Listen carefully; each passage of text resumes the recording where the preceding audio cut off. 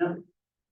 All right, we will call this March 26th meeting of the Ludlow Historic Preservation Commission to order at 4 p.m. This time, if we can do a roll call, please. Sure. Commissioner Lindquist, Here. Commissioner Stillman, You. Commissioner Williamson, Here. alternate Whitaker, Here. Commissioner Edwards. Here. All right, any revisions or additions to the agenda? Anything anybody would like to add to discuss today? May I get a motion for the approval of the agenda? Move to approve the agenda. I will second that. Very good. Moving on to public comment for items not on the agenda. I don't see anybody on Zoom tonight. Mr. Lobby might. I would love to make comment. Mr. Lobby, would you address us, please?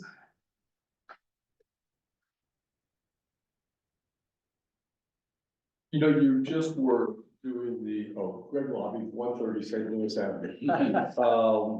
Steve, what the hell happened to you? That was part of the public hit on this. Spot later. Did you see the other guy? You just dealt with the old hotel on Oak Street. And what occurred to me is you're still dealing with demolition by neglect. And I know that that's not lost on anybody. I just don't know what power you have, and I really am not sure, to force them to put a roof, at least put a roof on that building. Otherwise, it is demolition by neglect. So just a thought, just something else in your plate. I know you're looking for something else to do, so. All right, thanks. Thank you very much. That's very true. More to Mr. Lobby's point, they have put the building up for sale. For sale by owner signs are on it. I would assume that we will get to look at this or revisit the demolition of that building again when that property does sell. Hopefully not, but you just kind of have to assume that that'll circle back around to us one more time. But it is up for sale again, and Mr. Lucchese, do you have any suggestions on approaching the owner about, I mean, even just big billboard tarps over the top of that building would go a long way toward preservation? Yeah, I certainly just want to see what our code says about demolition by neglect. And I would imagine if they have the property up for sale, I will probably start getting calls soon. Well, I usually do get calls, but I guarantee you, any property that's for sale in Leadville right now, I've received at least one phone call from someone asking me to bid your property. Sure. So I'll certainly let the HBC know if I start getting inquiries. What other questions you get what kind of questions do you get? I mean, so anyone who is looking to, buy a property, develop a property. And develop, right? Yeah, I mean, I shouldn't say anyone calls me, but those are the kind of calls I get for someone says, hey, I'm about to buy this vacant land or this historic building, or I'm gonna build a garage or an ADU or something. So I get questions related to zoning code, subdivision code. And I get a lot of the same phone calls when property goes for sale, and they're just asking, is this in the historic district? Does that mean I have more restrictions? Oh, And I just send them to the code, so he's absolutely right. Every time one of these properties goes for sale, we're phone calls. Wow, Yeah, okay. And what can they do on the property and stuff like that? What's it zoned? What's it, just general questions about that particular. And those come from the property owner themselves who owns the current property, Yeah. future buyers, real estate agents, attorneys, architects. Wow. So it's about half of what I do is answering those kind of questions. Wow. My understanding with them putting the property up for sale, that property that they own is 3 lots. The old hotel occupies 2 of those lots, and then there's one separate lot that I think they intended to split off separately. So I assume it's the 2 lots for sale that the old hotel are on, that they're actually putting up for sale by owner, and then they'll keep the separate lot for development. Okay. And they have not yet unconsolidated. Correct, yeah, There they've are come in and asked 3 about lots that. or one. But they have But asked they- questions. Yes. I wonder if we don't have it already, would it make sense to put something in the Q&A documents on our webpage. I mean, I found that very helpful, but if it had a heading like buying a home in the historic district, or have questions about buying a home in a historic landmark district, and then a brief summary. Now, that would make good sense, and that has changed because we've expanded our purview to the entire historic overlay. Where when we did the question and answer originally, we were primarily focusing on Harrison County. So it would make sense to review that and see if that's something that could be added, especially since you're in the process of revamping the website right now. Andrew upstairs working for Lloyd is revamping the site. The entire city site, not just the HBC's. Yeah, and last July or August, we did vote to put in place the new draft of the HPC website, which we haven't done yet. Okay. But probably should. Yeah, we absolutely should. Okay, Steve, you came in a bit after we got started. We are in public comment for items not on the agenda. Anything that you'd like to say this afternoon? Thank you, but no. Thank you, sir.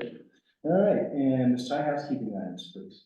Okay, I just put in your packet the CLG disaster and resilience. I got an email from Lindsay Llewellyn letting me know that, I think it's University of Colorado, is that right?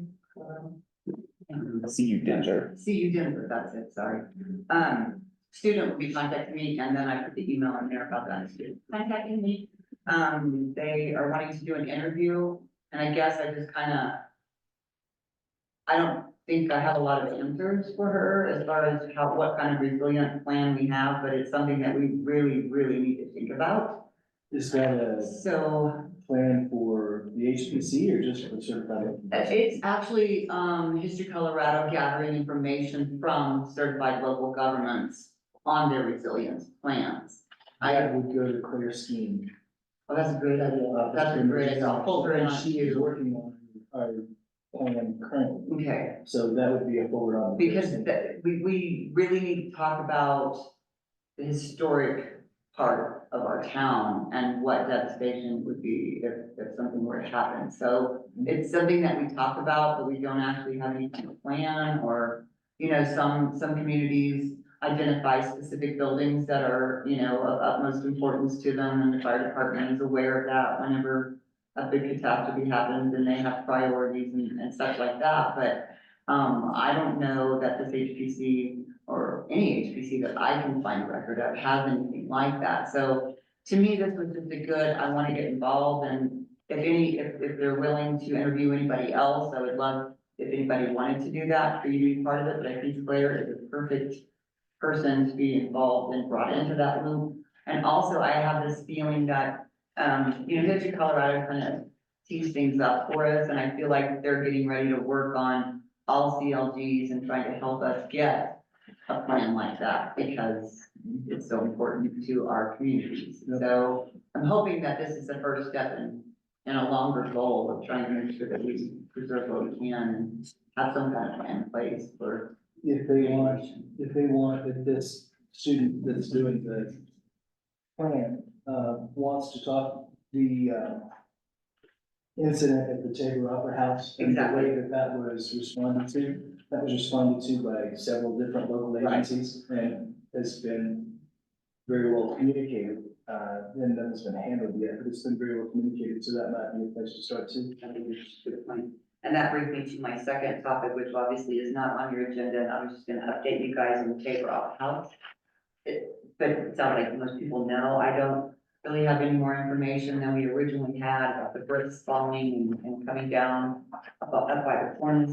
I know Andy Carlson, their general contractor for the whole project, is coming in to Thursday, and they're gonna get a boom and try to get up there with the boom, provided we don't get the snow that everybody thinks we're gonna get.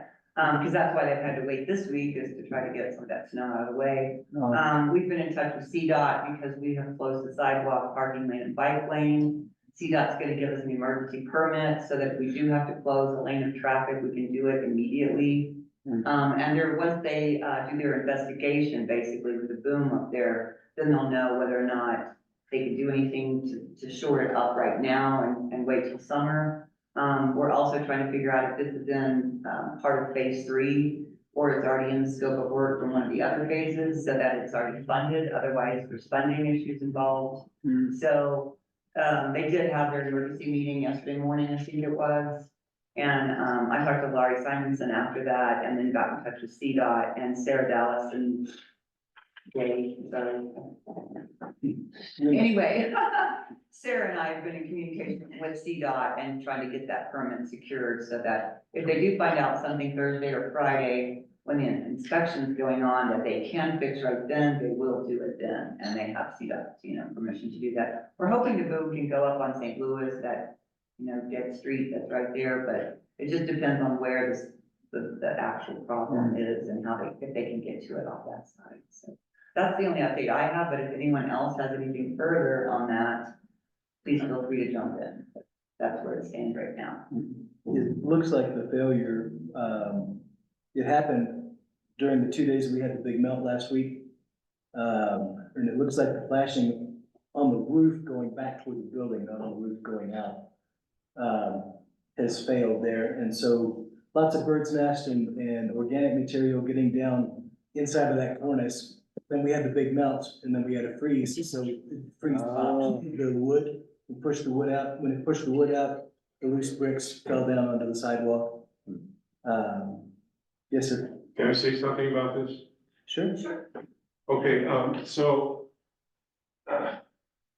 I worked underground, and when we worked in certain areas, when rocks would start spitting, you knew to get out of the way because something was gonna come in. My fault that about 10 days ago or so, I noticed bricks on the sidewalk there, and I just didn't think anything of it.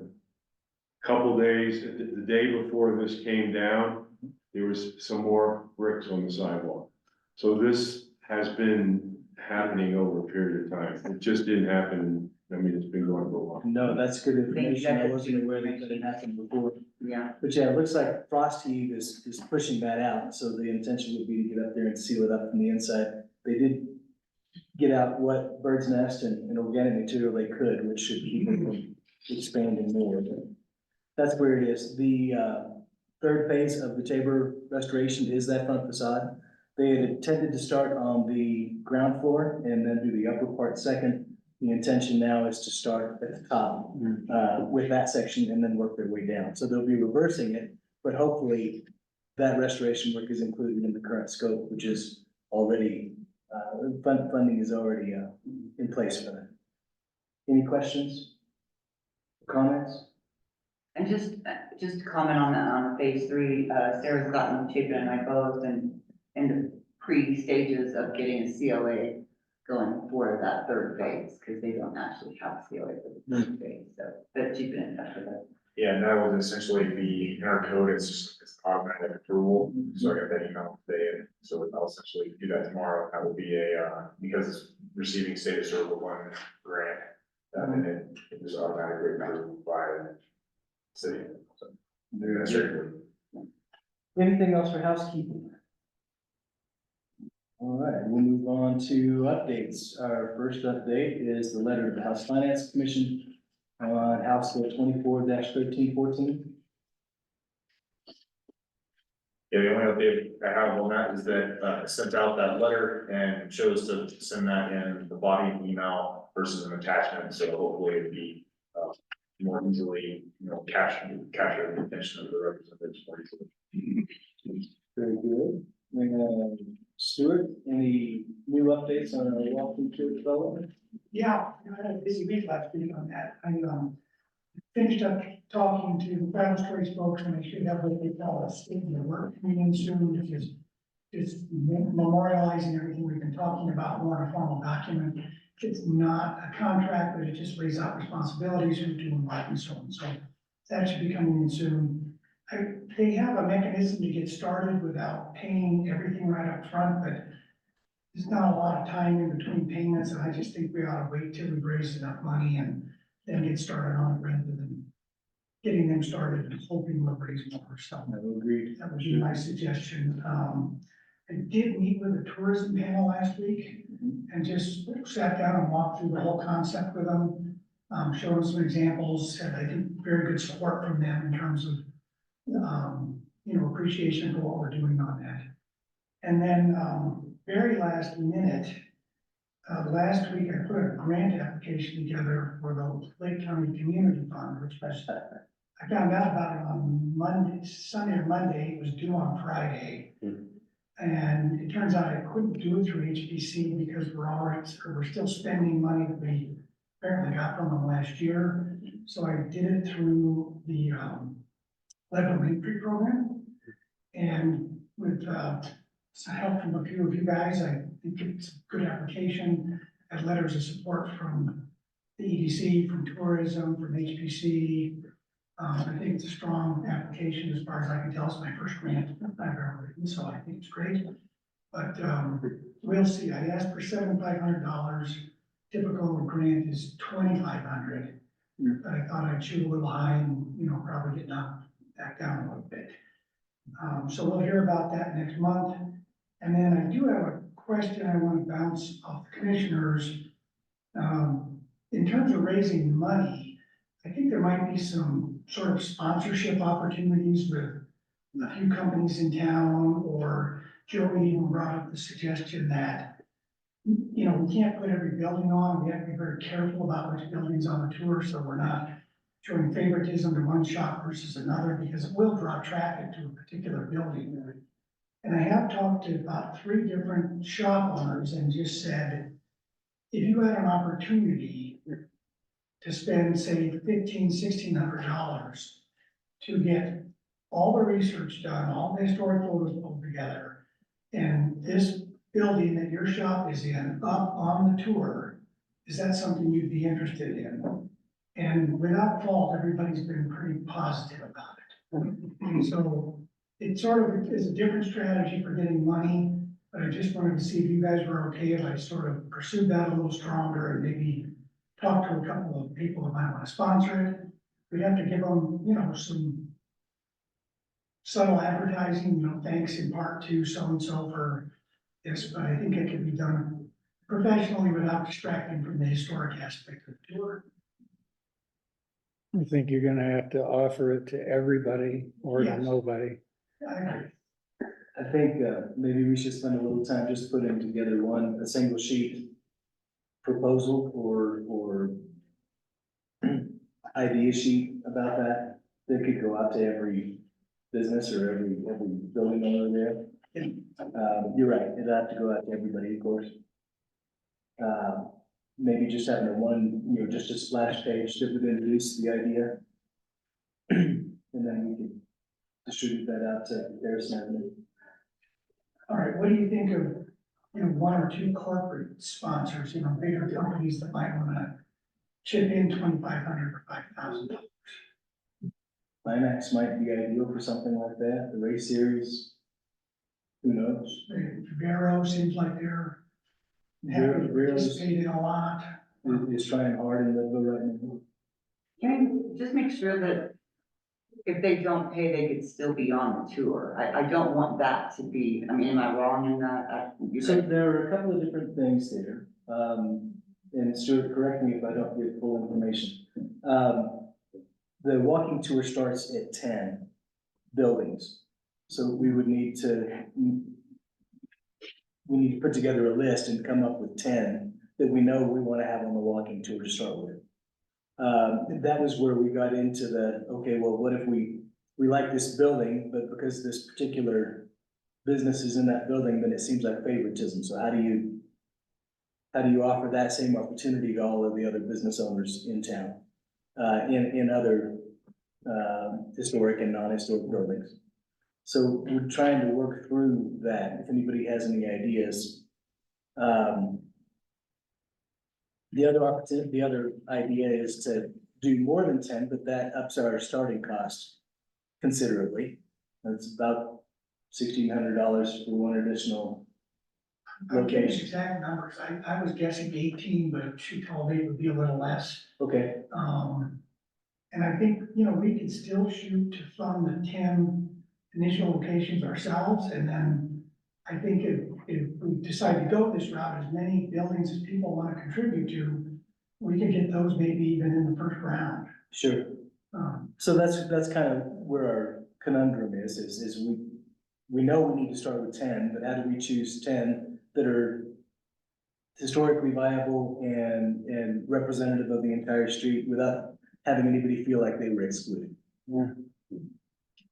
Or do we try to open it up to all of them at the same time and have a much larger rollout?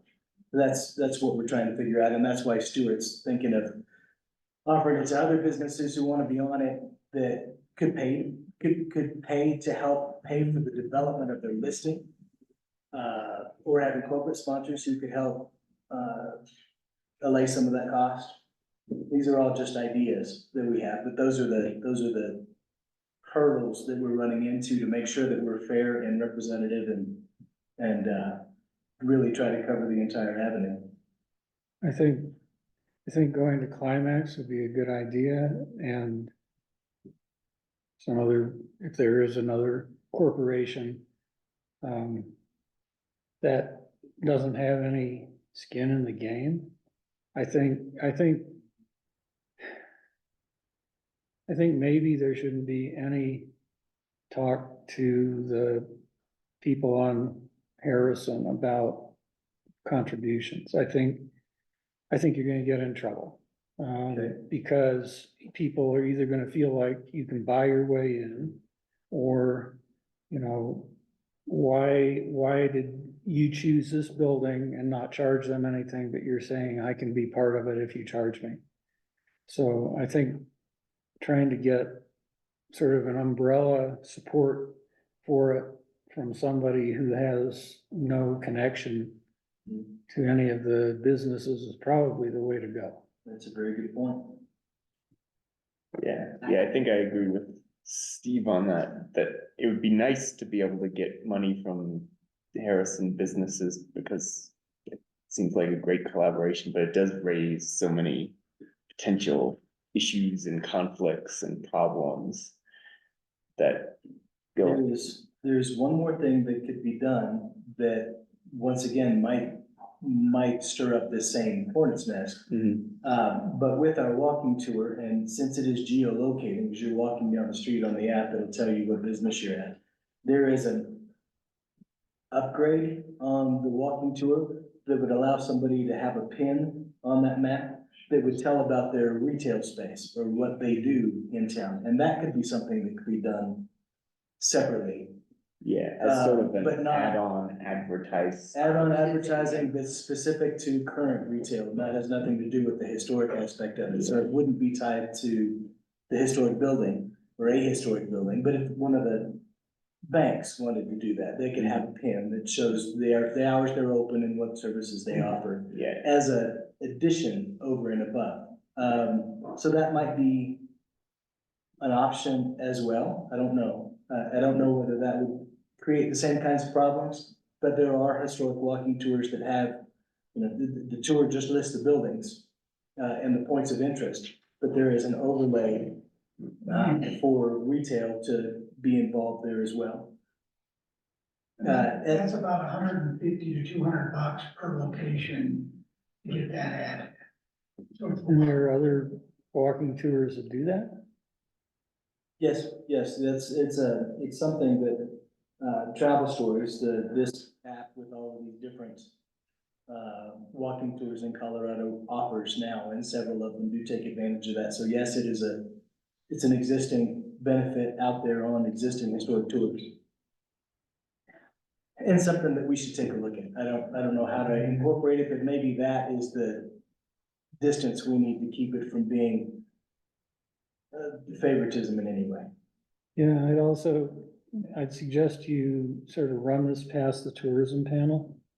Because it seems like in the brochures that we published when I was on it, we sort of had similar issues, you know? Are we gonna have everybody in it, or are we gonna focus on certain people? And so it might be worth just running it past them and see what they think, because I think they've dealt with it before. I did bring that up when I met with them last week, and they seemed to like that idea, as an option. But it could be that just the commissioners and the commission needs to sit down and pick the 10 most significant historic buildings on Harrison, regardless of what shop or building is in it, and justify it based on its historic significance and. Why don't we let, Status in the, why don't we let the public vote on the 10 most important buildings?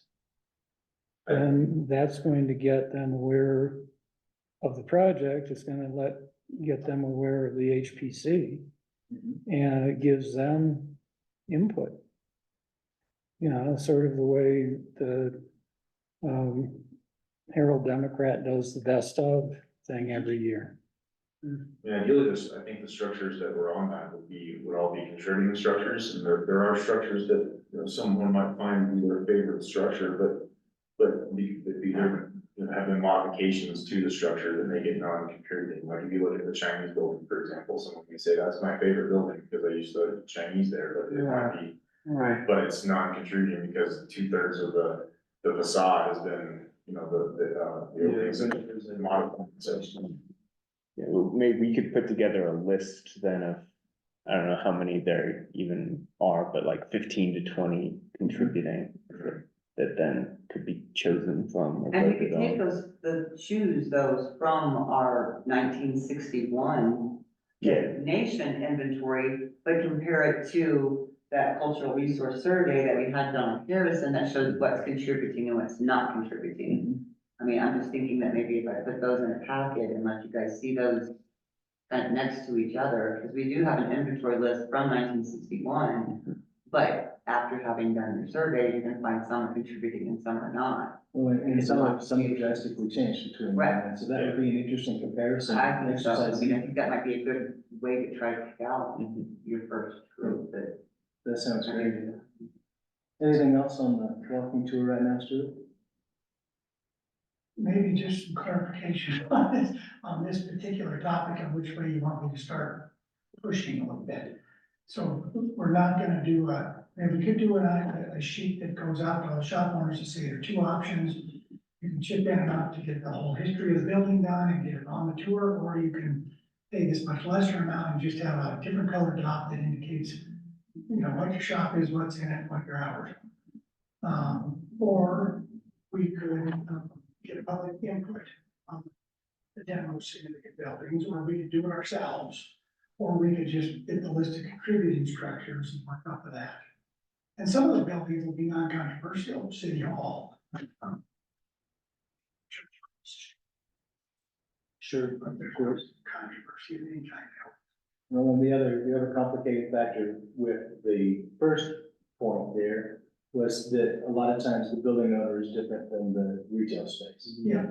So, the retail space isn't necessarily want to pay for the building owner to do that, but at the same time, the building owner might, and so something for us to process.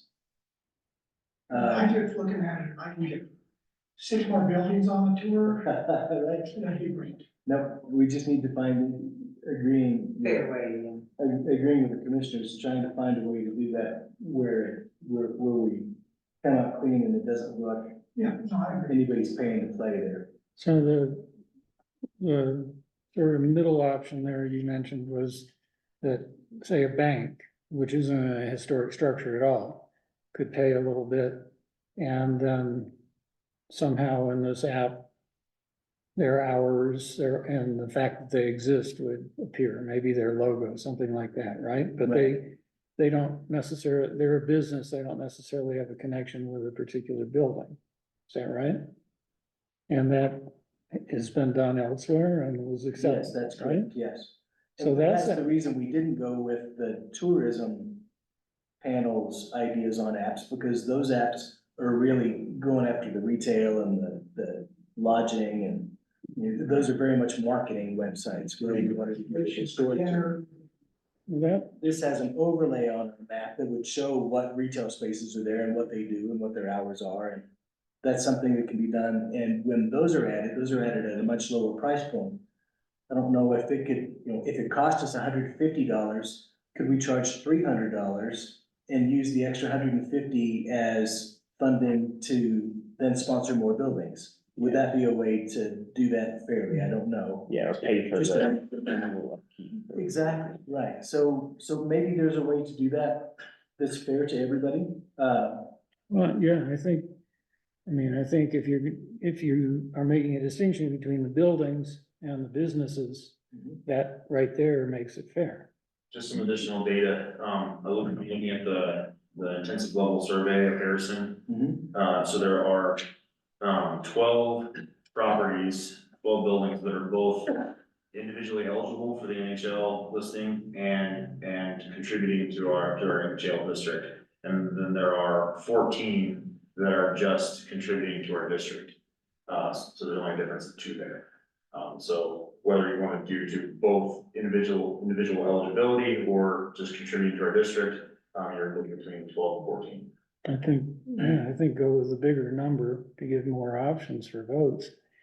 By doing this, it takes away anybody arguing that we played favorites, because we don't make the choice. and that's exactly. And I'm gonna bring this back up when we're talking about our history month, because I think that would be a fun exercise. Have the different buildings out here and have our boards, if we have an open house like we have done before, and let the public choose the ones that they like. Which ones do you want to see on the walking tour? And have that be a public event. What's the limitation between like 10 and 12? Is it just the app only allows 10? No, you start at 10, and that's kind of where we based our cost. Every additional unit over 10 is about a $1,600 additional cost, and that was the only reason for that. Now, if there are only 14, it probably makes sense to just start with 14. Because there's not that much difference, but if there were 24, that would be a different story entirely. That would be a legitimate way to just divvy this up from the beginning, is just go for the 12 buildings that are eligible for their own listing and they're contributing. Right. And then, And then let us review the other two and see if those need to be included as well, because they might be eligible now where they weren't in 1961. and then phase 2 is we get more money, we have the rest.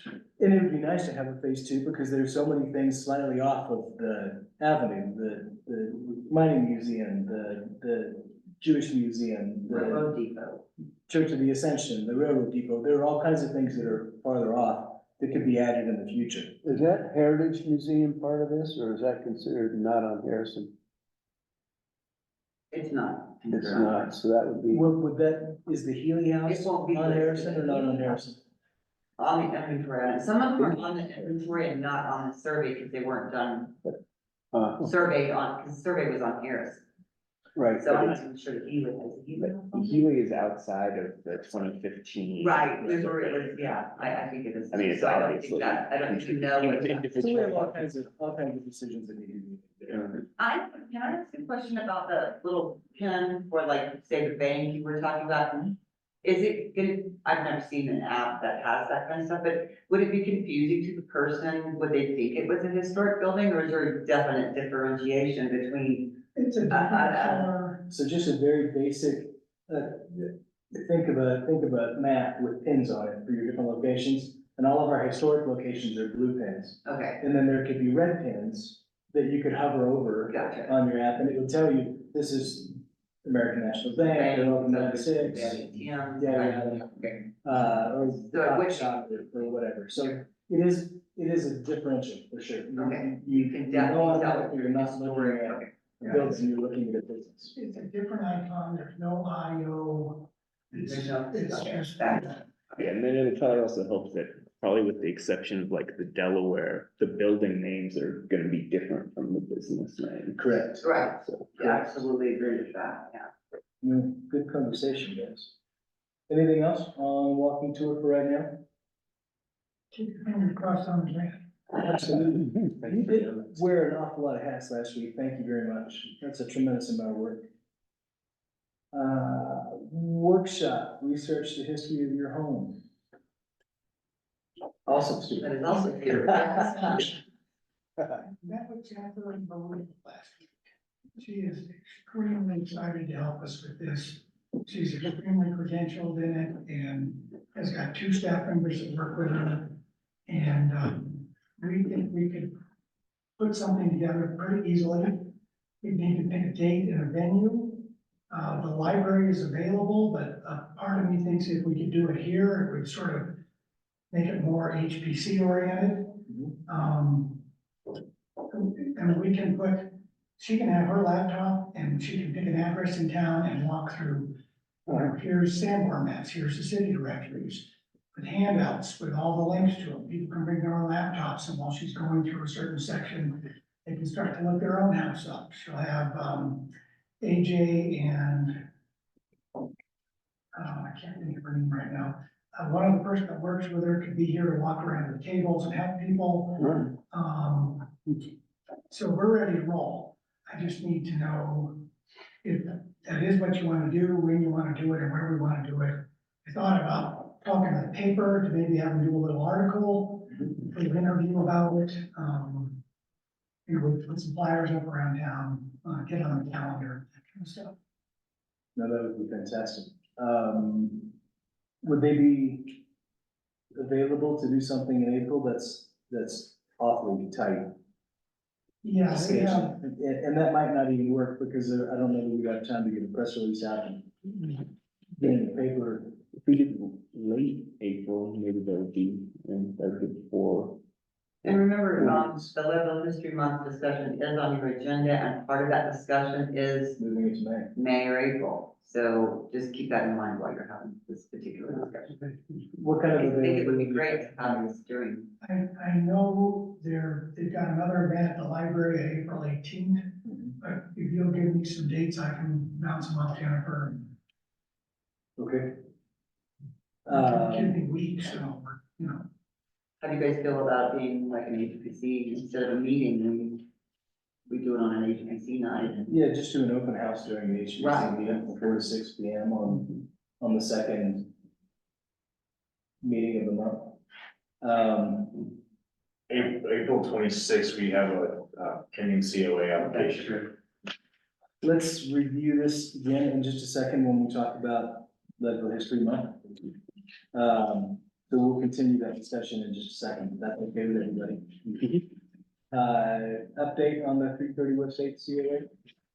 Still a chance? So I'll keep this simple. The city council voted to approve that application. So the garage, the west addition, and the re-roof and exterior remodel were approved as proposed. So that was counter to the HBC's and staff's recommendation. Let's see here, and then there was a split decision, but the majority were in favor of the application, so it was approved. We'll be issuing that letter this week. Thank you. And you got deliverable number 6 for the certified local government grant sent. Which was our 11 CRS forms. And I did include Chapin's response and comments on that, just so you guys would be aware of what his comments were back to them. This was just a sample. This is not the deliverable that all of them are due. That comes in September. So this was just a sample. We also noted that the photos that Metcalf took were not that great. And I think I already bragged and said that they're using Hazel's photos in a lot of them. So I think that's really cool. So we did note that when we sent it to History Colorado, that the photos are not the quality we would like, and we will be changing those out when we send in the real ones, and that Chapin's comments have not yet been addressed. And Metcalf was not ready to address Chapin's comments yet until after Lindsay Llewellyn at History Colorado gives her comments on them, and then we'll go from there about what to do. We also got an update from them, I think I already told you guys that they're in the hiring process and they have several good candidates to choose from, so. It's in your package, just the one page, that let me know if you'd like for me to summarize kind of what I commented on the 11 forms. Yes, please. Okay, so I just kind of preface it that, you know, we'll be using the cultural resource survey forms for development review.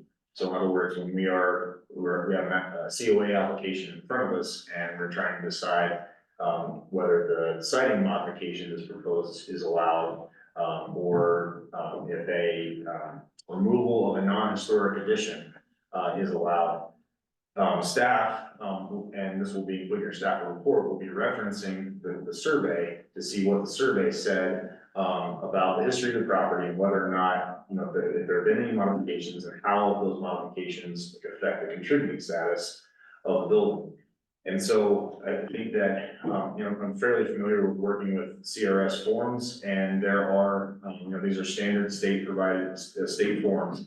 But there was, in my opinion, that there was some missing information that could be added to these to help clarify when we're conducting development review. And trying to understand, well, the existing siding, even though it is perhaps non-historic, if it were to be removed, how does that affect the building's contributing status? So I won't get super technical on that, but that was kind of the nature, one of the key points, the nature of my comments back to Metcalf and State. Very good, thank you. All right, and new and continued business. First one is our new commissioner applicants review. And if I may just chime in here, it's called review because we will not be making a decision tonight. Simply because last week was a bit of a mess for everyone, in shape in any way. And I did not get the packet out, obviously, till yesterday morning, I think. And we have an applicant that can't make it to this meeting, and it really wasn't much notice to tell them that we were gonna make this decision at this meeting. So I feel like we should wait to make the final decision. I think that we should review the applications and let the people who are here speak. But I think it's only fair to give the other applicant a chance to speak as well, and they could not rearrange their schedule to be here this evening. Could we, Again, it's your call, that's just something I wanted to preface the whole thing. for any applicants who are present tonight, could we offer them an opportunity? Absolutely, I would, yes, I'm hoping that's what we would do. In the next meeting, any The other additional one, applicants? if they choose to, and then you can make your decision at the next meeting after giving the other applicant a chance to speak. And this, again, this would be basically an informal recommendation to, This is true. the mayor, and the city council. It's not required by code or referenced in code, but I think it would be appropriate for the city council to, or I think it would be useful for the city council, mayor and city council to know, what your preference is. And we have two vacancies currently, one on, the commission and one alternate position available. Correct, And potentially one advisory role correct, available. correct. Is for the, alternate, is that Kurt's position or Nancy's? No, that's, yeah. Is she not staying on? No, Nancy has resigned. Oh. That was, I'm sorry, that was part of the last meeting. But I missed that. she stated that her business is taking up all of her time, so she stepped back from Main Street, EDC, everything for the time being. So she did submit her resignation. Kurt has put in a letter asking to remain as an alternate, not to be considered to move on as a full member. Yeah, that's, the person who's not available tonight is Mr. McCarter, is that correct? Yes, Okay. yes. We'll go. And he actually came to see me right after I sent the packet yesterday morning. So he's obviously very interested and would like an opportunity to speak to you guys. So Very good, then let's go, I we suppose. can make her, we can do an interview for her. Oh, I was gonna say, let's do it the way that they show up in our packet, is that fair? That's fair enough, I agree. And Kurt, let me say just a couple of words on your letter of intent. I didn't really submit one. Well, Your email is considered a letter of intent. I Oh. accepted it as a letter. Okay. but as stated, your intent is to stay as an alternate and not to move on as a full member of the That's commission. correct. I'm happy where I am. Stay here. Very good. Anything else you'd like to say? No. I just enjoy doing this and try to make every meeting. You've done an excellent job with that. Well, the whole historic preservation of Leadville is important. I've just seen too many things go the wrong way. And so if I can be part of saving anything, I'd appreciate that. And sort of noting again that, is the senior alternate, Kurt would, for every COA application would be a voting member, because of Joey's commitment to recuse himself to his seat on city council. Oh, that's fine. Yeah. Absolutely. All right, next in our packet is Mr. Francone. Good evening. Well, hopefully you've all had a chance to get to know me a little bit over the last 4 or 5 months. I've just been extremely passionate and happy to be part of this organization. I think what we're doing is really important for the future of Leadville. Hopefully my commitment and interest has been apparent. And I would just, appreciate the opportunity to keep marching forward with this. I'm learning a lot. I've been trying to attend as many, lunchtime seminars as I can. I've gone to, Saving Places. I'm scheduled to go to a Main Street conference, so I'm continually trying to, up my education levels in this. I actually am looking at some online certification programs. Spoke with Cornell University, a couple months ago. Decided I didn't really like the program they were offering for historic preservation. It was all about sustainability and historic preservation instead of sort of the old school process. But I am trying to continue to educate myself and learn more as I go. So, I appreciate your consideration. I'd be more than happy to be an alternate or a commissioner. Your position currently with Main Street is? That will be probably decided this week. My speculation is I'm the only one that's gonna agree to be the board chair, so I'm guessing that will be my role, but that's not official yet. You're not a small blonde, but you'll take that place. Potentially.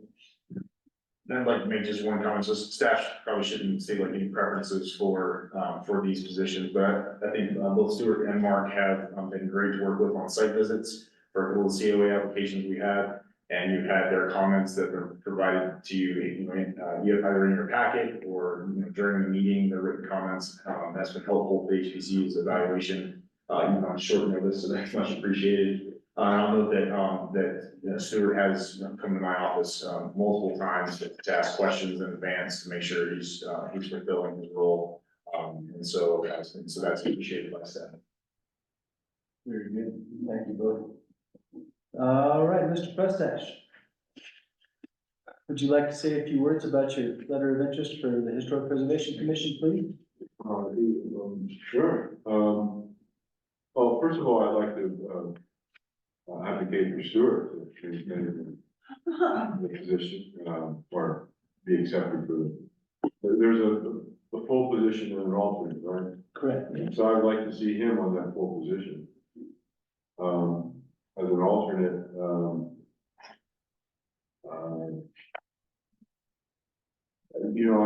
I have such an amount of past baggage that I just can't believe I even get to sit here. I mean, when I was running for, every time I run for office, something seems to pop up. September the 3rd, a woman was loudly disclaiming me at Safeway for being an animal abuser. She made 2 appearances in her deck. I had to call the police. And, I talked about this to the editor, Herald Democrat, about how this woman said she knew everything about this and she knew absolutely nothing about it. And then we started talking about an incident I had at City Hall here where I pulled a teller's window off. And the editor said he knew everything about it because he read the article in the paper, but he never read my submittal to the district court. So, in a way, I'm living in the past fully, and that's one reason I shouldn't be on this committee, but as an alternate. So these issues keep popping up that shouldn't be issues, but they are. So, after a long-winded declamation like that, I still would like to be an alternate. If I may, I'd really like you to speak to what you would bring to the commission as a commissioner or an alternate commissioner specific to historic preservation. What's your passion with historic preservation? For instance, I know you live in a very historic, one of the oldest homes in town.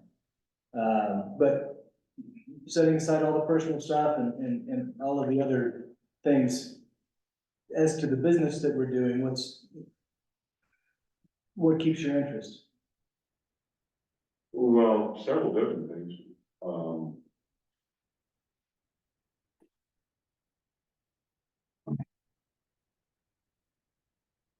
One, as a laborer, I've, saw almost all the foundations on Harrison Avenue when we were doing the, sidewalks and then we dug underneath to the edge of the building. The place that had the most solid foundation has been cut back, which was Sarah McGee's. I've dug water lines in town. I've explored a lot of the historic buildings as much as I could. So I know some issues about the buildings. I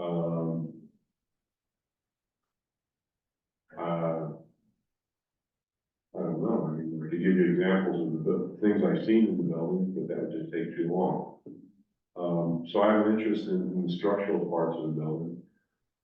Something that might detract from whatever political direction this committee is going is, I also see that there's a need to recognize that, people have hardships and they might not be able to, complete, a perfect, renovation that the committee would want. And I think there should be some kind of exceptions for that.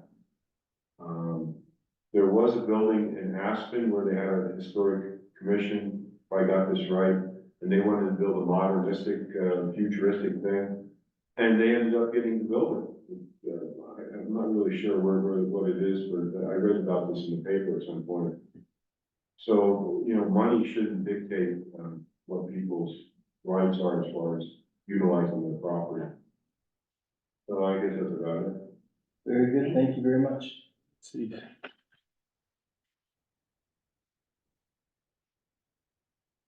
And do any of the commissioners, have any questions for the applicants that are here, since we'll be getting a lot of the same. When he's here, I mean, if you have any questions to ask, the applicant. Absolutely, and these are all of the applicants, am I correct? Yes, 3. Very good, May I ask a question or two? So in the work you've done with pipelines, sidewalks, things like that, how do you feel your abilities to look at a structure and appraise its stability, its salvageability would be? Well, I really like when we were looking at the building on Oak Street, that there was a foundation check for that. So, you know, the crawl spaces in some of these places are hideous, but they do exist. And I've been in some of those crawl spaces. So from the foundation up is how you should view things. Although my property right now has a roofing issue that my, physically I haven't been able to attend to it because of a back injury. But I worked as a roofer, different aspects of the building. Okay, and also, so there's one commissioner position, one alternate position, and potentially, we don't know, a member of the advisory board. Would you be interested in any of those or just in the commissioner? All Okay, Very Thank good, you. that's a very good point, thank you. Any other questions? Okay. I have a question for the commission, and it's something that I should have brought up in new business, and I didn't, and I wasn't thinking about it. My position on city council means that I have to recuse myself anytime we have a hearing. And I don't know that the commission was ever asked if that's okay, of the commission. I enjoy being a part of this, I've been a part of this But at the same time, I'd really like to get some feedback from the commissioners and the alternate commissioners as well, to see if that is seen as a hardship or a conflict of interest, or,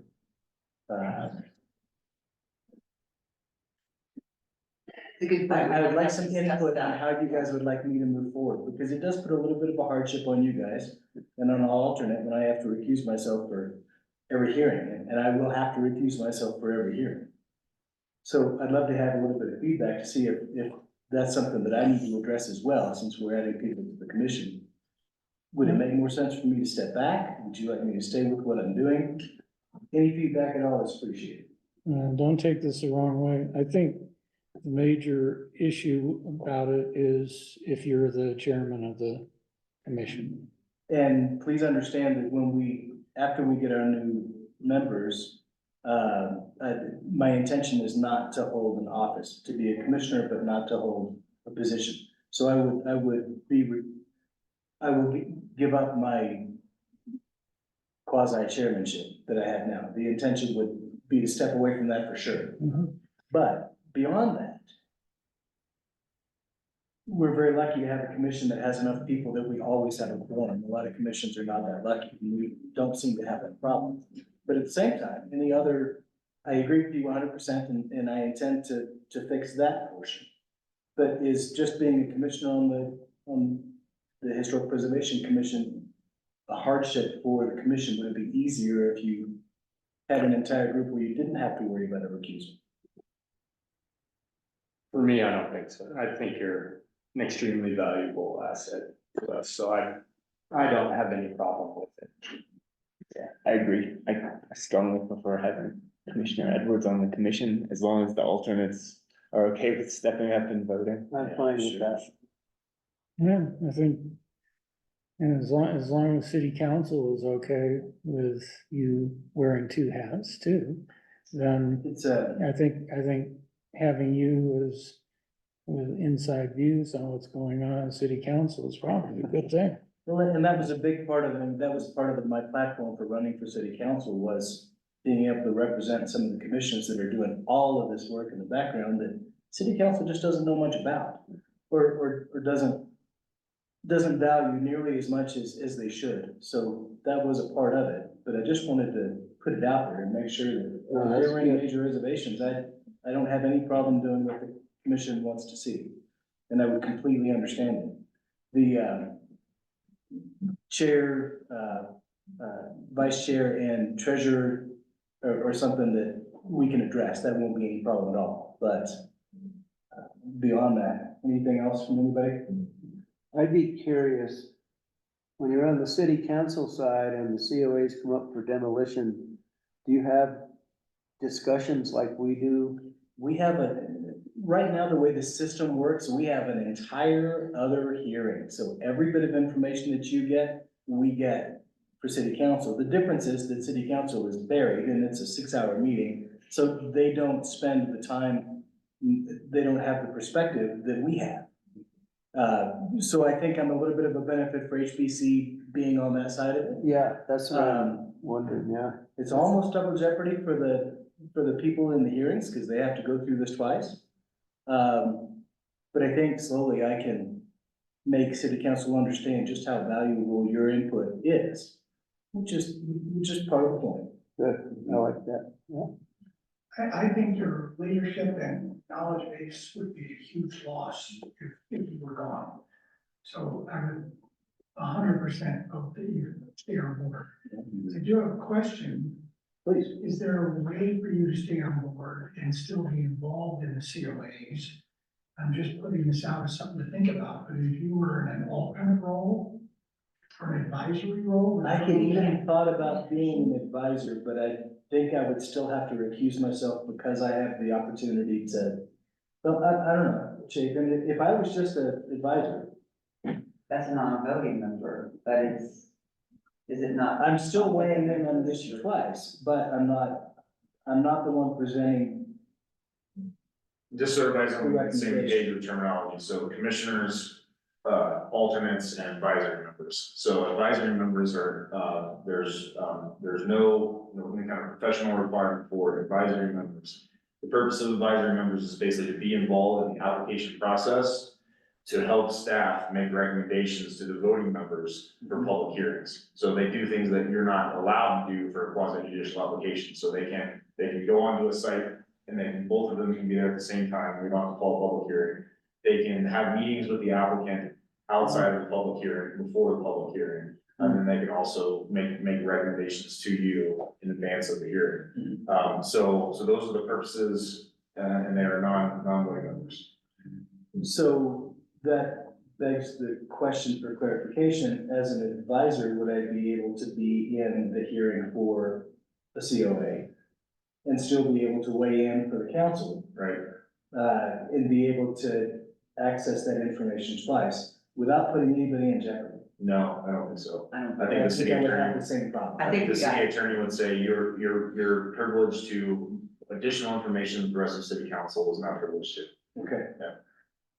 I agree with that, I think that's correct, but that was absolutely, Throwing it out. I consider exactly the same thing, just to be able to stay involved, but So I think I'm gonna have to recuse myself regardless. I think we should stay right where you are and when you get up. and- I personally think that we're very lucky, and Chapin and I kind of talked to the city attorney when we were first told that Joey should resign.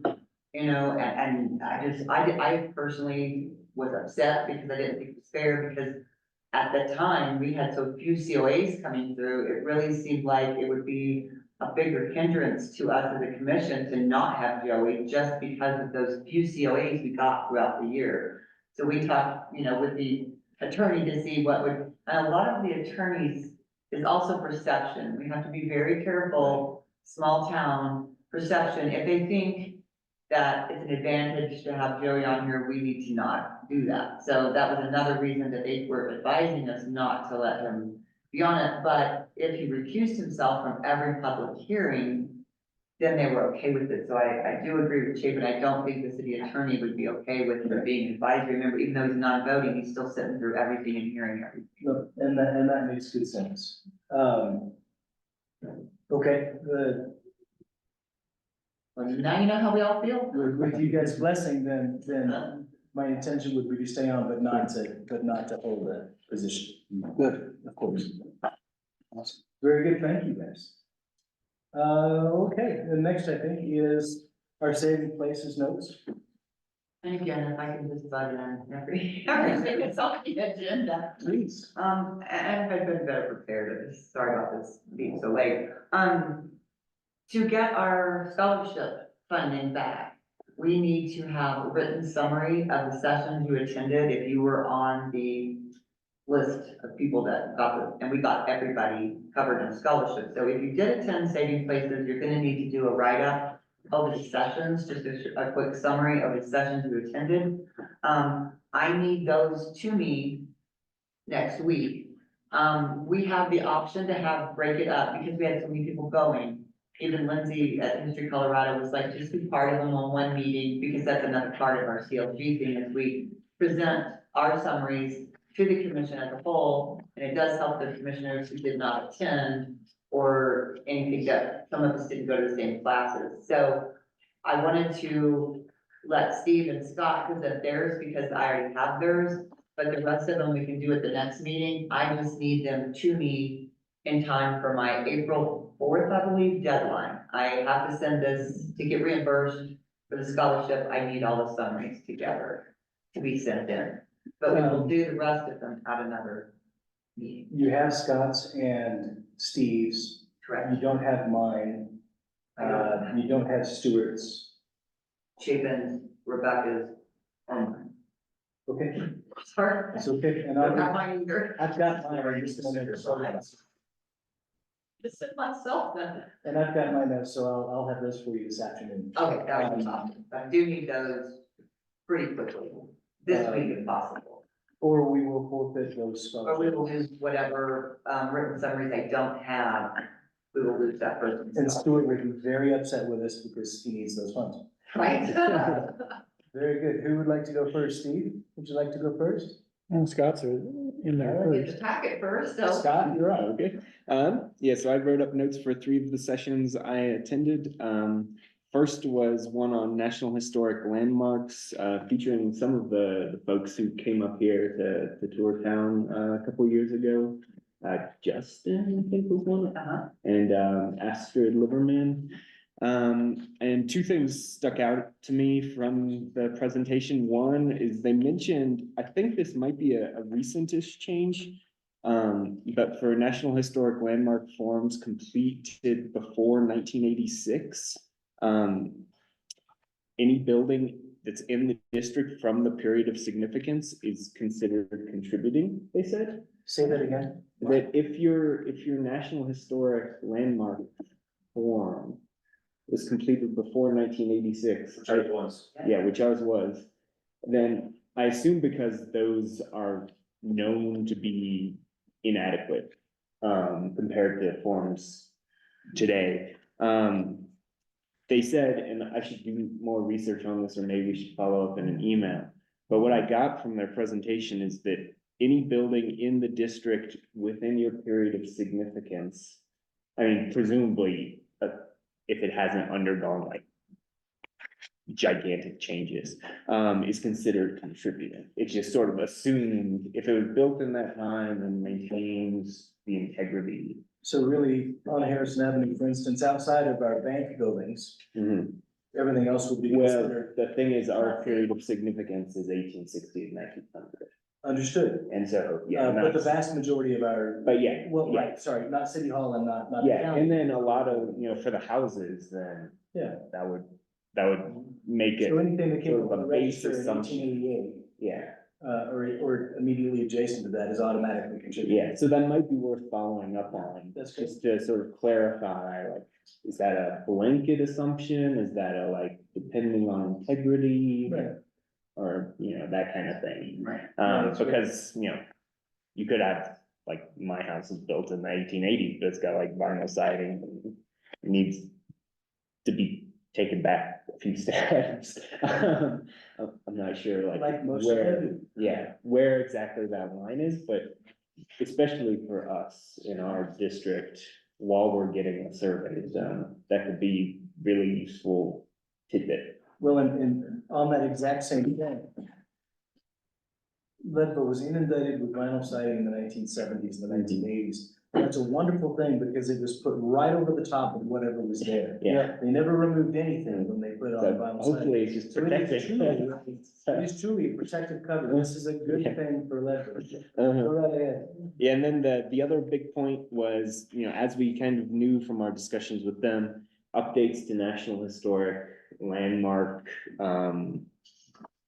districts, in terms of period of significance, boundaries, et cetera, do require a new nomination form and the full process, which is major, including like an opening letter of inquiry, and then, the full National Historic Landmark documentation these days is, like 100-page document, that, some sort of contract professional usually draws up, and so that will be, if we want to change period of significance or boundaries or anything like that at the national level, will be a It's an major undertaking. undertaking, yeah. And then we assume that would all be upon completion of surveys of all. Yeah.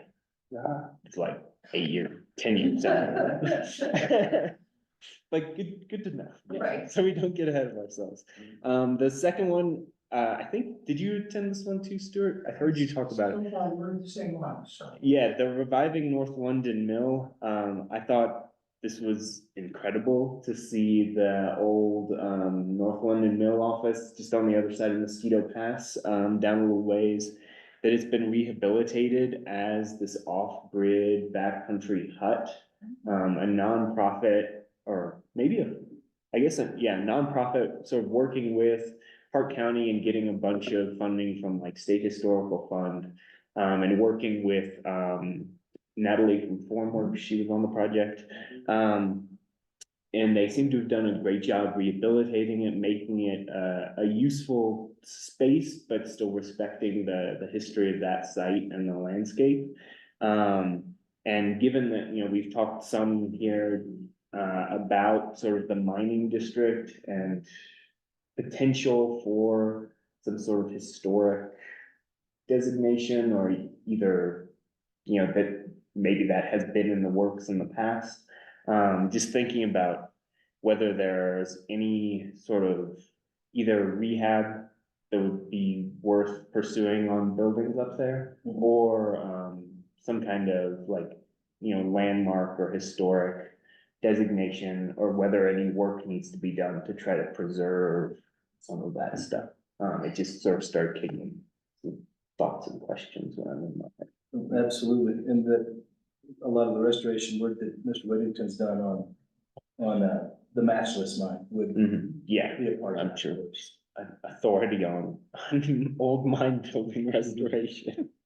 And then the third one I went to ended up not feeling like it was particularly useful for Leadville. It was about adaptive reuse, and I mean that is good to know about here, but yeah, the kinds of projects they were presenting were larger scale, I would say, than anything that could ever be done in Leadville. But it was still good to see how these projects used a combination of, you know, different funding and partnering mechanisms like preservation tax credits, low-income housing credits, public-private partnerships, long-term loans to get a rehabilitation and adaptive reuse project going and make it, you know, something that could transform a sort of dilapidated building into a useful space with a mix of housing and office and retail and, you know, and real, but in a sort of historically sensitive way. Kind of like Tabor Grandy's rehabilitated. Yeah, and you know, there are some buildings here, well, I mean, even on Harrison, the Chinese building, the purple one. Will be a mixed use building. That one's big enough that it could certainly use a lot of, you know, all of this could be used there. You know, Absolutely. make some low income housing and get some money. Yeah, retail, maybe some shared workspace, and then, of course, residential. Yeah, so some sort of examples to think about and just, yeah, that stuff could be done in Leadville. We just need to have sort of the expertise and kind of startup power to go after some of that money. That's our emphasis right now on affordable housing will eventually start to entail some of the retail core and some of our historic buildings. No, that's great. So yeah, definitely something that'll be coming down the pipeline at some point. Yeah, and that's something that I think has potential to tie in historic preservation with affordable housing here. Absolutely. To, you know, get a lot of people on board and make it really good for the community to preserve older places and have them remain affordable. Yeah, absolutely. All for your presentations then? Yeah. Mr. Whittington. Yeah, I saw a presentation on the North London Mill 3 years ago at Saving Places. And I think that's affected my opinion about what can be rehabilitated and what is gonna fall down, because that building, when they started on it, it was in really, really bad shape. And I don't know, I haven't seen how they've fixed it up since then, but I just know that they didn't give up on it. And so that was sort of why I voted the way I did on the Oak Street building, because I think, you know, if it's still standing, then you can probably fix it. May I interrupt you for just 1 second? That's one neat thing. Old Leadville structures, Leadville houses in particular, are so incredibly primitive that there's very little that can't be fixed. Now, if we had a huge problem with subsidence on the American National Bank building, this big sandstone bank with the big foundations, that might be a different story.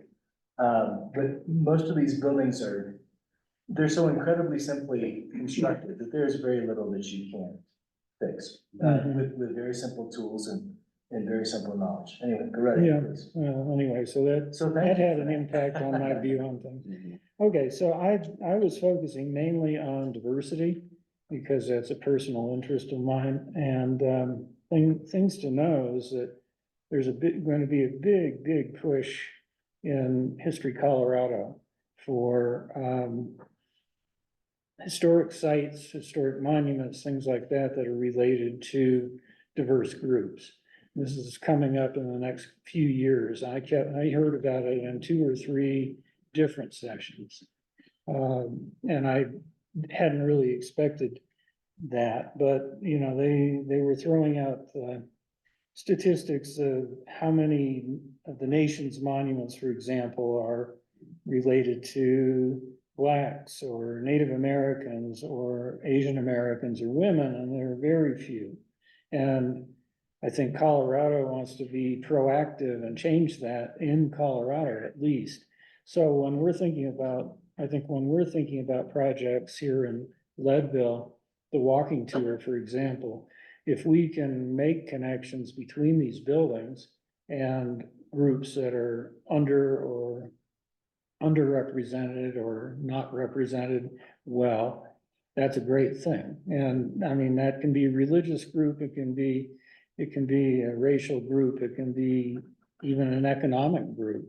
So, you know, when we're thinking about that, the tour, or when we're thinking about projects that we want to do in the next couple of years, we should be really looking at these sorts of things. Because I think they're going to be very fundable, for one thing. There are going to be new grant programs going on. And it's certainly going to be a big push by History Colorado.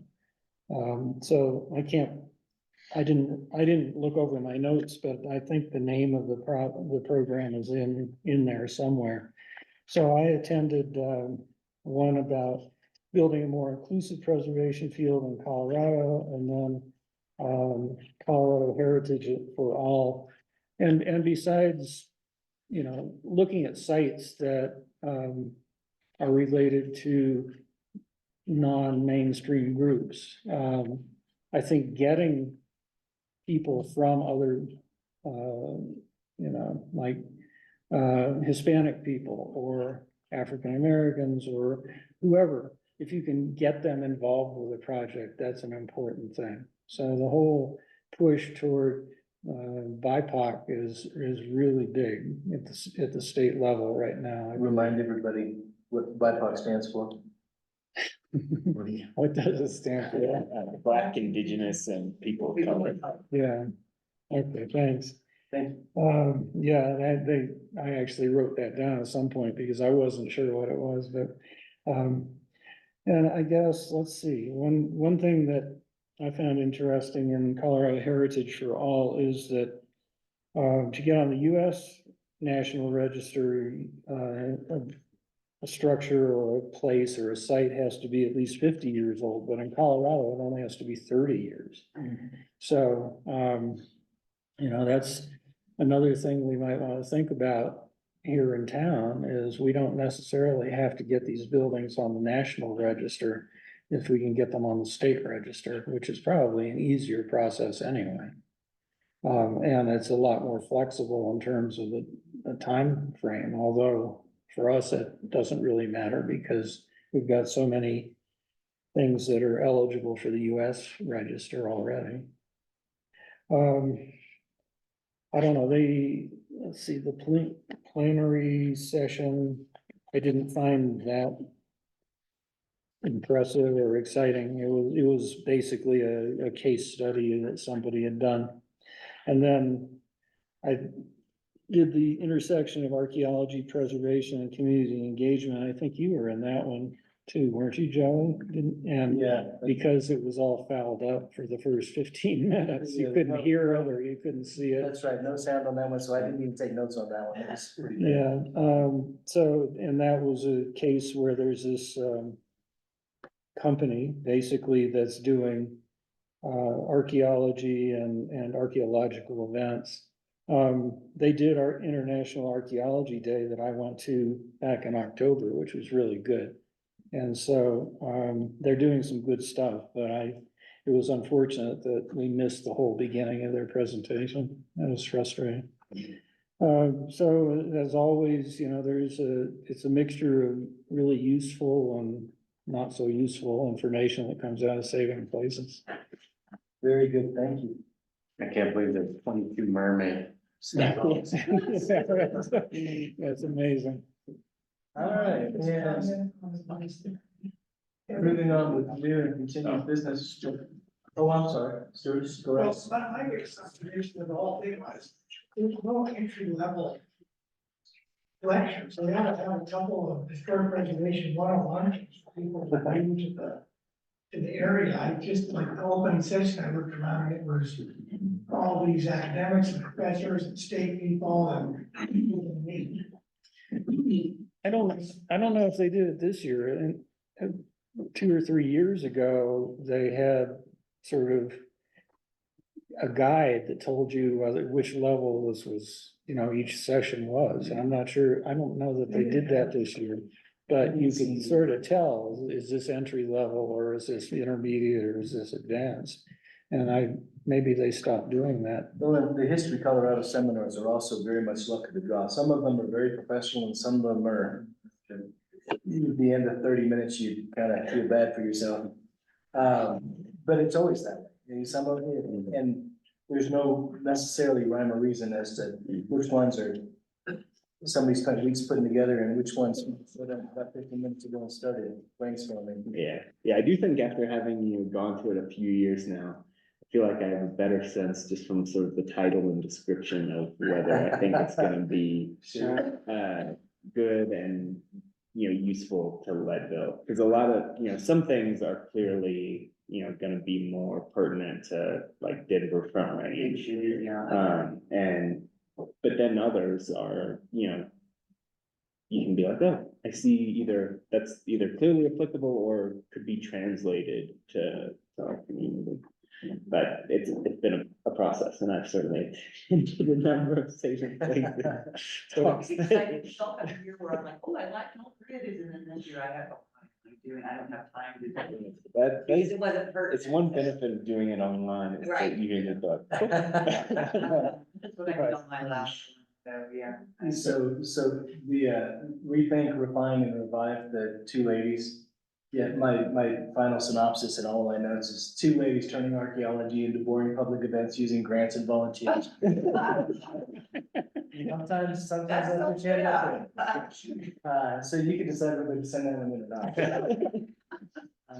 All right, anything else with Saving Places? Thank you very much. I You too. do need outstanding summaries by Tuesday by 5 p.m. If you could Tuesday do it at 5 Tuesday by p.m. 5, that would be awesome. We can propose sessions for next year too, so, Mm. if our survey goes well, then I That would think be we certainly fantastic. should be there presenting on that. We might want to collaborate with somebody doing something similar in another city, if we can find another project like ours. I think they like that sort of thing. Plus, it means you don't have to speak for an hour and a half straight. Right. But we could, we could do some sort of historic preservation 101 session too. They open up the call, I think, in the summertime for proposals, and then I let you know by October if you've been accepted. Very good. I did notice every session I went to had at least one Leadville photograph. Yeah. In the PowerPoint. They are. Mark, Rebecca would go to one and I'd be one, she'd send me a text for some slideshot of Leadville, the pink church was in it. Sure. It was really well represented. It'd be fun to figure out a way to put together a presentation just on the Tabor Opera House. All of the work that we had to do, all of the organization that had to be done for fundraising, and then actually finding people to come and do the work here, which was its own huge set of challenges, and then breaking it up into different phases, and then missteps like this last weekend's events. That would be an interesting seminar for somebody like me. We did. The Mining Museum and Tabor Opera House did joint presentations a couple of times. Fantastic. So it's been out there, but, they've moved on now into new phases, but they need somebody new to be the spokesperson too. In several different ways. All right, Leadville History Month discussion. I'm gonna kick this one off with, can I get a vote amongst the commission as to whether we have Leadville History Month in April, meaning in 5 more days, or whether we push that off and align with the state of Colorado's History Month and do it for the month of May, for this year. Any discussion on that? Did we figure out or remember why, and maybe Mr. Lowry could remind us? It was the state legislature that declared Leadville, April Leadville History Month. I mean, I don't know if anyone cares to change it, but I'm just saying that is the reason we do it in April. And that was an effort by, I think, Neil Rivers and Dave Wright at that time, this is years ago. You know, when they got the legislature to proclaim April as Leadville History Month. So, you know, if city council agrees, you can change it if you want. We had talked about changing it to like June or something, when there would actually be people here. Yeah. So, and then we were reminded that historically that problem was not a proper move. Right now, if you do it in April or May, whenever you do it, make sure that city council or the mayor, it's not city council, actually the mayor, there's a proclamation. Right. Declaring history month, and also the banners go up on Harrison. Right, and I pulled that proclamation, well, it's been on Right. our agenda for a few times, but I pulled that proclamation just to kind of. Make sure you got the newest one, because we changed it. I think I did it from last year, Good, thank you. because you had changed it, because I had an old one before that, so, and that's very interesting, I had no idea that the state legislature is the one that did that, so I don't. And we were just trying to align with the state has May as their history month. So, but I don't know, now I feel special that we were given April instead of just lumped in with everybody else on May, so that's it. And that's what we. I believe the reason for that, if I remember correctly, is that, we were incorporated as a city. In April 1878. Yeah, and I believe the gold find in 1860 was in April as well. That makes California. Yeah. It would have been cold, but you know, water flowing, bringing stuff down, certainly. Does our banner mention the month? That's a good question. I don't know. You know, I just remember the individual banners and they're all about a specific building or location or something. I don't think that any. No, not to mention, I don't think they mentioned the date. Yeah. Buildings themselves. I really don't, but they do go out that month that, you know, whatever. Thoughts? So thoughts on April versus May? Why can't we do June? When there's, because there's just more people here. Another problem that we run into with June, July, and August is that's when all of the events have started. So it becomes a much busier time of year. There's a lot going on downtown. Yeah. A lot of other things to compete with. Now, April and May, typically not. Yeah. But that might be a consideration for, you know, having banners and signage down the street. Yeah. Also, we have to think about, I think it's May that we put the graduate banners up as well, that maybe that could potentially wait till June. I would want to discuss that with, because they graduate in May, so during homecoming, they're usually out, and so that may be another thing now that you mentioned. But then if we did want to move it, would like September be an option? Absolutely. Because then you'd be past the big events, but it's still nice. Right. And there's something to be said for still being able to walk up and down downtown. And your concern is April still too iffy, Well, or? I'm not 100% sure how I feel about moving it. I do like tying it to the history. I know, I do too, and now that, and I really do, I feel special. Well, and the only downside to that is that we only just now figured that out. So Yeah, yes, it is, you know, it's worthwhile, but it's something that we should incorporate. yeah, well, typically I do, you know, I have this article that I update every year that go to send to the paper. And in the first paragraph, if I remember, probably mention those dates, because I talk about, you know, the start of Leadville. And so I would, if we did move it, I would probably have to tweak that somewhat and not make it lean so heavily on the. But you're also tying it to actually events for Leadville, which if that's what maybe, incorporated at the city and the goal, or whatever, and the fact that the state legislature designated, I don't know, I feel different. Yeah, it is unfortunate that there are like 4 feet of snow. Essentially, yes. Well, I'm outside the front of my house at least. Are we intending to have a public event this year for Leadville History Month?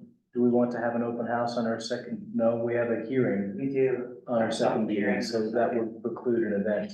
We could do an event, the second meeting in May. There's nothing currently on the agenda. But there's already a COA for the second meeting in April. Mhm. Thoughts, comments, questions? And are you thinking the event is how to research your home? I, Is that separate? I think it could be how to research your home, it could be a public vote on walking tour buildings, it could be any number of different things. It's just if we want to do a public outreach event, we need to figure out right now when to do it because we've been busy and it is April. Yeah, I mean, ideally, I think it would be great to do an event of some kind.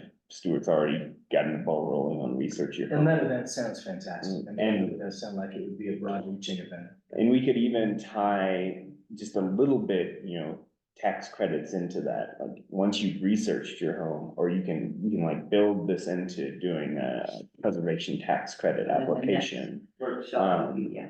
And we could then, do a workshop on that, like, in September or something, Well, and or even just in June, or whatever.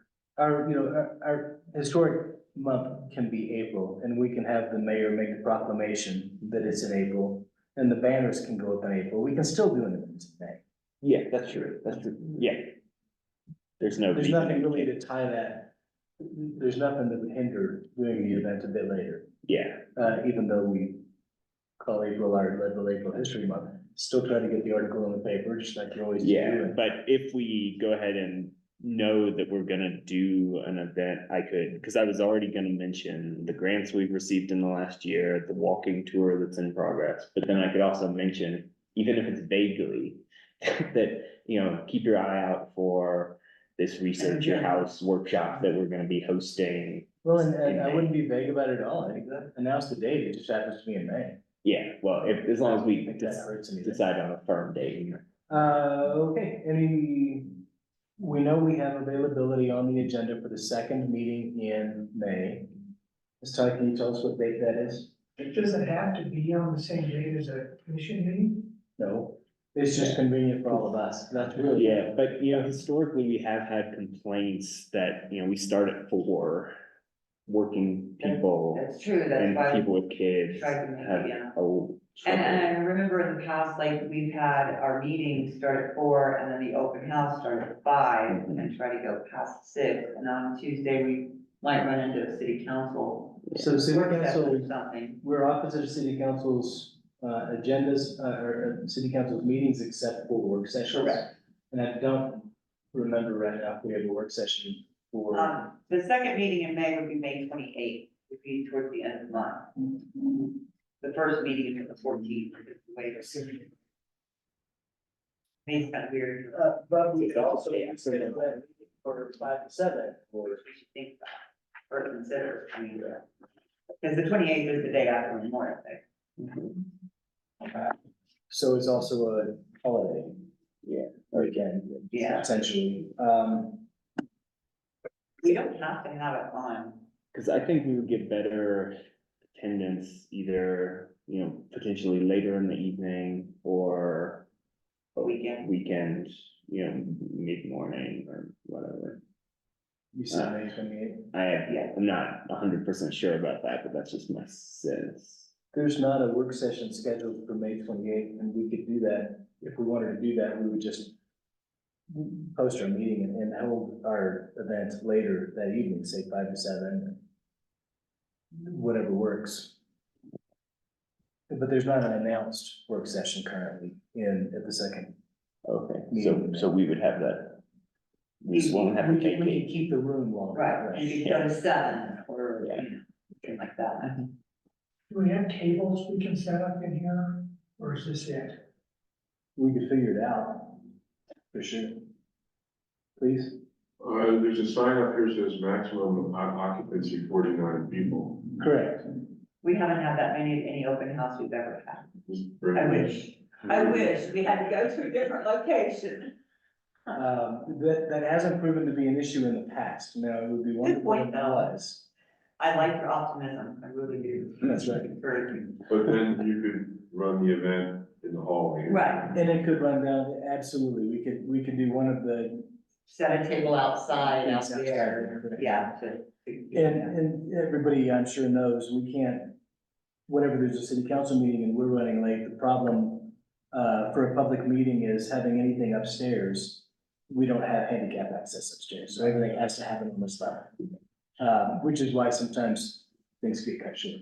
So then would your thought be to do it like 5 to 7 and maybe have the open house portion 6 to 7? Like, could just push our meeting back? Or? Sure. Cause I think 6 to 7 Or would if be the a lot. entire meeting was just the open house. Yeah, That's what I'm thinking, oh, 5 to 7, Yeah. just the open Doing house. the Yeah. entire event. yeah, and make it clear that people can drop in. and Right. out. Right. Yeah. That That sounds- gives Like us, those type of situation Yeah. where, yeah. that gives us 9 weeks to get ready for it and get the word out and get a press release done and hopefully get some paper participation with upcoming events. And would we do the research your house workshop, or would we just make it an open house? I think it would be 2 things. It would be the research your house workshop if they have availability. And then also, either a presentation or allow the public to pick the buildings that they'd like to see on the walking tour, something that Yeah. either it's a presentation, these are the houses that are gonna be on these are the buildings that are gonna be on our walking tour, or help us choose. Yeah. Or suggestions for, Pick your just favorite. some kind of Interactive. an interactive, thank you.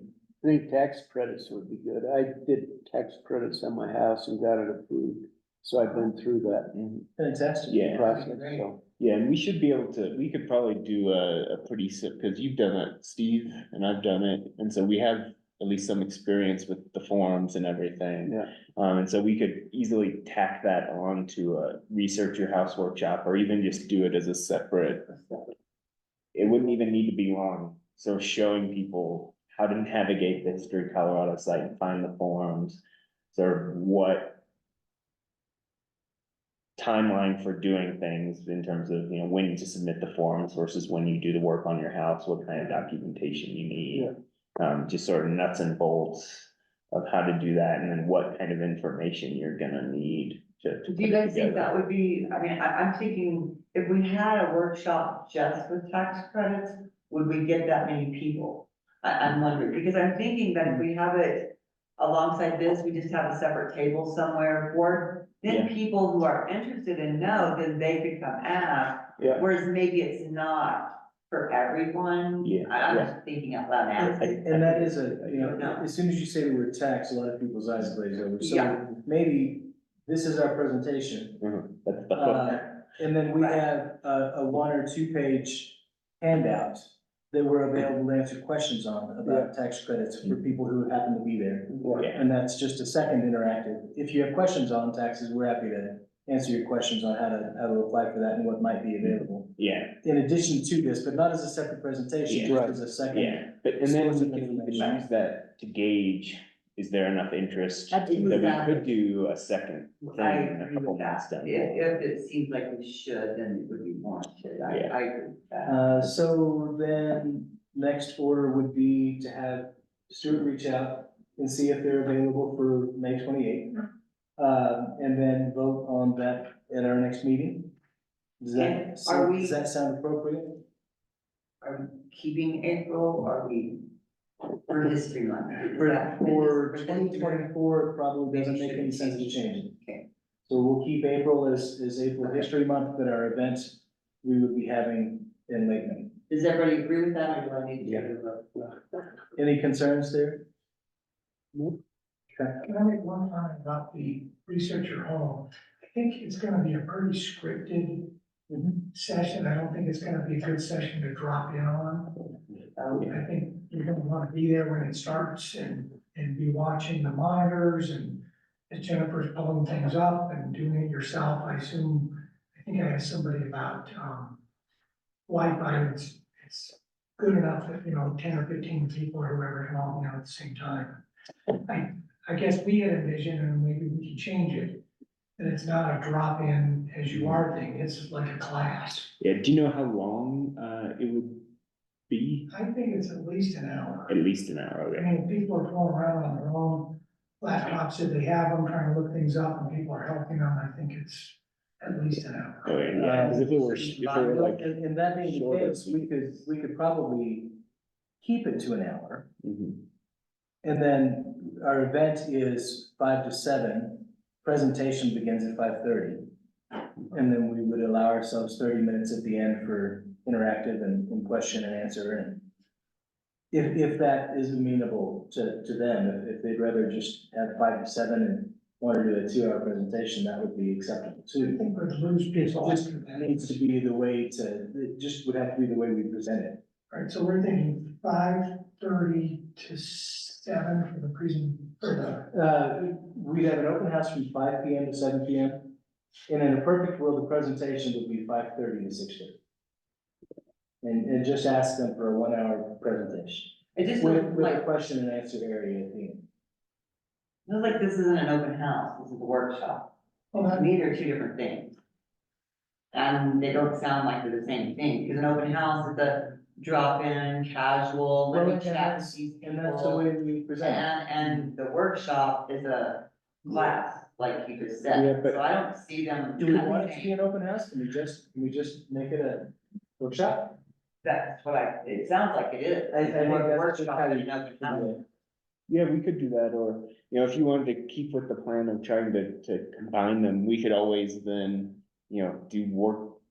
Keep it at like 5, have it kind of open the first half hour, then the workshop begins. But then people doing the workshop are here, and if we could set up like a table out there and have open house. But then noise does kind of bleed through the door. That's true. It does. I don't anticipate a huge turnout, but I think your workshop would actually generate traffic. Well, and I I don't think an think, open house wouldn't draw. Yeah. and so- to me, I don't wanna show up for an open house and have a cookie with you guys, but I'd love to go to a presentation. So I think that would be our draw anyway. So we Just do that. do it as a I workshop. just feel like if we put the posters up with the buildings for people to choose and a little table for tax credits, we're overdoing it and we're not focusing on the workshop that's there. So that's my thinking, I mean, So workshop, we could still have a little handout on tax credits for people who are interested, but not make it a big thing. Well, But then why say don't we we have send the that- information. Why don't we keep it to the workshop in here? Mhm. And then out there, we have a table for historic preservation question and answers, that 2 or 3 of us are manning at all times. with a little corner for the tax. Yeah, so we're way out on the side, we can have, we'd have all the refreshments out there, you guys I can be agree, working. that's over around here. there. But that, I think that would work and gives people the option to meander if they choose to. Yeah, do you think that would? I think that's fine, but I do think if part of our goal is outreach and more, public awareness of what we're doing, I would hate to waste like a tax break workshop, which I would be very interested in, by combining it at the tail end of something else. I think it gives us a chance to have one workshop in April, or in May, and another in July, and another in an open house with a tour, where we could pick the buildings. I think picking the buildings could be part of an open house of other stuff as well. So I think there's a chance to get more access to more people, more advertising, more paper, more historic preservations doing If we this. break this, it and up and this, do more events, sure. instead And of- don't forget, we will be having an open house in July for our Weston residential survey. Oh. The survey will be wrapping up at that time, and that's in our budget to do an open house, to give the results and to have those bilingual as well. So we're already gonna be definitely having one around that time anyway, but it's going to be for the information we're getting from the surveys, so. So May 28th will be presentation. Once again, assuming you have access to those folks. And the tax credit information would just be a handout. And maybe a person to ask questions of. Workshop on that later. We can judge interest in that as to whether that becomes our next workshop or whether it's picking the locations for the historic walking tour in July when we do the survey. Those two things would tie together very well as well.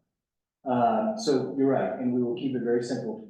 We'll have the other information available as a handout, only if people ask. But the entire focus of May 28th would be how to research your Workshop. historic home. How to research it, Right. a workshop. I will find out if that date's available here, hopefully That's great. tomorrow, and Okay, and we will vote on that at our next meeting. We will preclude any public events before that, so that would be our first meeting of the year, our first public meeting of the year. And then piggyback on to the July survey results for our second public event. Yeah, I like that, then we keep Leadville History Month in April.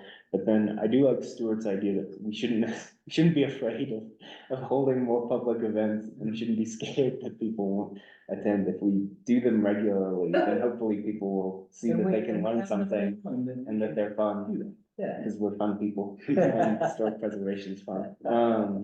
And maybe we can just get it going where, maybe starting this year and in future years, we can have, like once a month or once every 2 months, like May to September, May to August, and get people for research your house, preservation tax credits, open house, walking tour, kind of thing.